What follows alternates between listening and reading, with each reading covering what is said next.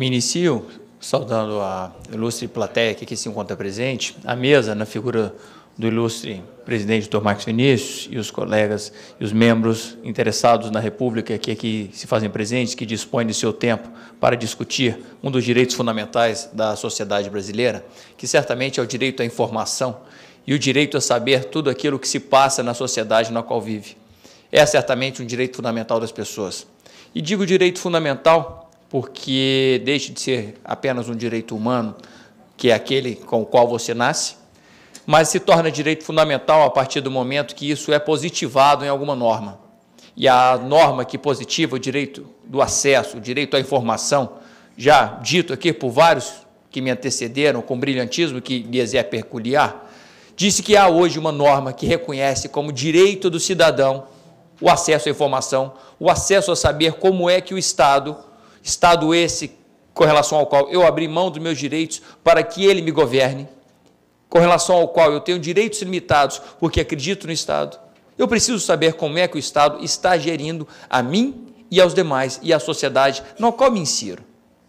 Esse é um direito fundamental do cidadão, porque está escrito em uma norma. E não estivesse escrito em uma norma muito específica, que apenas veio a regulamentar algo que já estava na Constituição Federal. A Constituição Federal diz que é regra o direito à publicidade. Tudo tem que ser público no país. Ressalvadas situações muito excepcionais, para interesse da soberania nacional, a publicidade é regra. Então, o que a lei veio a dizer foi apenas explicitar a forma como se dará essa publicidade. Então, o que se pede a todo tempo, ao que se pede que a lei seja devidamente aplicada, não é que se cumpra a lei, o que se pede é que se cumpra a Constituição. E não somente que se cumpra a Constituição, mas que se cumpram também tratados internacionais de direitos humanos de que o Brasil é signatário. E cito, a título de exemplo, a Convenção Americana de Direitos Humanos, o Pacto Internacional de Direitos Civis e Políticos e o Pacto Internacional de Direitos Sociais, Culturais e Econômicos, o primeiro celebrado no âmbito regional das Américas, da Corte da Comissão Interamericana de Direitos Humanos, da OEA, e o segundo e terceiro, âmbitos celebrados no âmbito da ONU, além, por óbvio, da Convenção Internacional de Combate à Corrupção e da Transparência. Todos esses tratados internalizados no Brasil, com concordância do Legislativo Nacional, que expressamente dão ao Brasil, porque se vinculou a esses tratados espontaneamente, assumindo a obrigação prevista no tratado, não denunciando qualquer parte dele, assumindo que disporia internamente da transparência e informaria aos cidadãos, e se usa muito a palavra súdito, não é, no direito internacional, mas aqui não se trata de sermos súditos, mas cidadãos. É direito do cidadão ter acesso a toda a informação relevante de como o Estado está a gerir a administração e como está a gerir nós, cidadãos.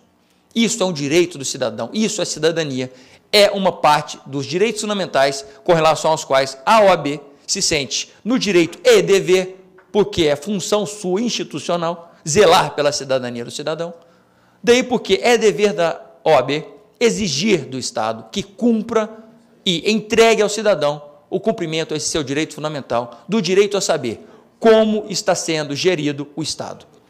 A quem entreguei o direito de me gerir? Como está sendo gasto o imposto que pago, e eu quero saber qual é a perspectiva de futuro para mim e para minhas gerações. E para sabê-lo, eu preciso saber como andam as coisas no Estado. É preciso haver publicidade e transparência. E para que isso aconteça, fóruns como esse devem se realizar. Leis como essas que foram aprovadas devem acontecer. Já há lei. Temos que exigir o cumprimento. Os tribunais de conta, e falo pelo Tribunal de Conta do meu estado, de Goiás, não cumpre a lei. Não cumpre a lei. Se Vossas Excelências acompanharam, na última semana, o Supremo Tribunal Federal, inclusive por uma forma até jocosa, julgou uma ação direta de inconstitucionalidade contra uma lei do meu estado, Goiás. Lei essa que, a pretexto de regularizar a proibição de nepotismo, a lei vinha para regularizar e acabar com o nepotismo no Estado, fazemos a seguinte lei, a Assembleia Legislativa fez. Então, ela deu esse nome, mas se você lê o conteúdo da lei, ela fazia exatamente o contrário. Ela dizia, não pode haver nepotismo no Estado, vírgula, mas cada gestor público poderá ter 2 pessoas próximas nos seus gabinetes, esposo, filho, seja quem for. Então, ele deu uma conformação de que estaria fazendo uma lei contra o nepotismo, coloca isso na capa do jornal. Os políticos de então, 97, ficaram, então, famosos como aqueles que lutaram contra o nepotismo, mas, na verdade, aquilo era apenas um simulacro de lei proibindo o nepotismo. Queria, na verdade, era que ocorresse o nepotismo ali. E, diante dessa norma, que somente na última semana, desde 97 ela existe, foi retirada do ordenamento jurídico com uma decisão do Supremo Tribunal Federal, inclusive com risadas dos ministros do Supremo, dizendo, a cada dia que passa, nos apresenta uma novidade que nós sequer imaginávamos que alguém poderia fazer com relação a essa lei. E durante todo esse tempo, os tribunais do meu estado, inclusive o Tribunal de Contas, que é feito para fiscalizar a probidade, auxiliando o Legislativo, permitia que várias pessoas nessas condições estivessem em cargos contra o nepotismo, contra inclusive o enunciado 13 da súmula vinculante do Supremo. Bastava alguém fazer uma reclamação ao Supremo Tribunal Federal, pedindo cumprimento à autoridade do enunciado 13 da súmula vinculante. Nenhum Ministério Público, seja o de contas, seja o estadual, seja o federal, fez. E nós só ficamos sabendo disso na última semana, quando se julgou essa DIN. Então, vejam só, a transparência tem que existir. Os órgãos, por si só, infelizmente, não funcionam por ideal. Tem que funcionar por normas e por cogência, por sanção para quem descumpre a norma. Infelizmente é assim, o mundo moderno é assim, mas que as coisas aconteçam, que assim seja. Temos uma lei, vamos exigir o cumprimento. Os gestores públicos têm que se sentir constrangidos quando não cumprirem a norma. Têm que se sentir compelidos a cumprir a norma. Eles têm que saber que, se não cumprem a norma, nós deixaremos de acreditar e, se mandatários, nós deixaremos de lhes entregar um novo mandato. É isso que nós, sociedade, temos que fazer. E a OAB Federal tem essa condição de ser veículo de condução da manifestação pública. Façamos isso. Contemos ao Estado que nós queremos publicidade e eficiência. E se ele não nos der, ele não vai ficar lá. Quem está no poder vai sair. E nós vamos colocar quem nos dará aquilo que nós queremos, publicidade e eficiência. Porque todas as outras coisas boas que certamente o Estado há de fazer, vem daí.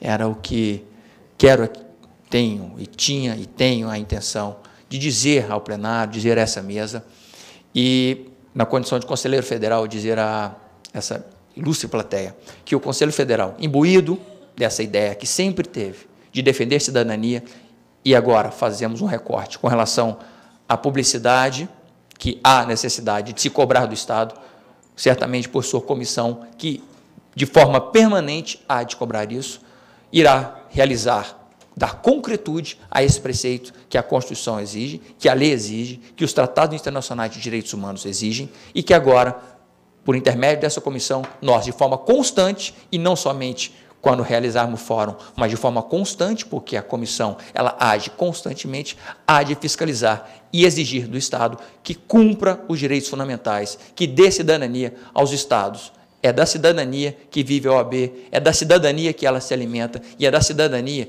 que o Estado continua sendo como é, democrático, e nós lutaremos por ele. Contem com a OAB para isso. Obrigado pela atenção.